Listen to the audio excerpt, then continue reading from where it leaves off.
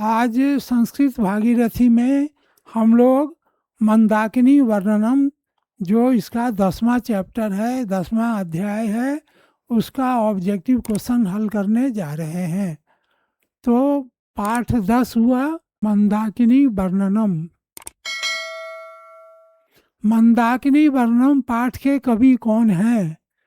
तो इनके जो कवि हैं वो वाल्मीकि हैं। वाल्मीकि रामायण से यह लिया गया है। रामायण ग्रंथ से रचनाकार का हस्ती वाल्मीकि जो हैं वह तुलसीदास जो हैं वो रामचरितमानस के हैं, और रामायण के जो रचनाकार हैं वो वाल्मीकि हैं। अयोध्या कांड कस्य ग्रंथ से ये अयोध्या कांड जो है वो रामायण का ही एक अंश है। रघुवंश महाकाव्य किसकी रचना है? तो रघुवंश महाकाव्य जो है महाकवि कालिदास की रचना है। मंदाकिनी वर्णन पाठ किस ग्रंथ से संकलित है? तो यह जो है वाल्मीकि रामायण से संकलित है, ये होगा। नदियां समुद्र में कैसे मिलती है? अपने नाम और रूप को दोनों को छोड़ देती हैं और सागर के को गले लगा लेती हैं, सागर में जाके मिल जाती हैं। वनवास प्रसंग में राम सीता के साथ कहाँ पहुँचे थे? चित्रकूट पर।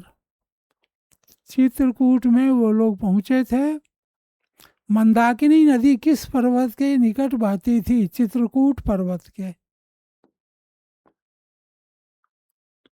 मंदाकिनी वर्णन पाठ रामायण के किस कांड से लिया गया है? अयोध्या कांड से लिया गया है। कालिदास ने किस नदी का वर्णन किया है? मंदाकिनी का वर्णन किया है। मंदाकिनी वर्णनम पाठ में किस नदी का वर्णन है? मंदाकिनी नदी का वर्णन है। वाल्मीकि रामायण से कौन सा पाठ संकलित है? मंदाकिनी वर्णनम।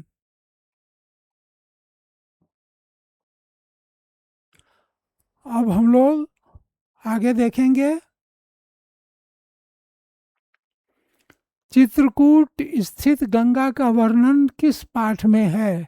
मंदाकिनी वर्णनम में है। मंदाकिनी जो है वह माँ गंगा का एक पर्यायवाची शब्द है। रमणीयानि तीर्थानि किं संजयंती, रति को, गति को, मति को, भक्ति को, तीर्थानि किं संजयती। 14, क्वेश्चन नंबर 14। सुंदरता को, वहाँ नदी की सुंदरता को बता रहा है।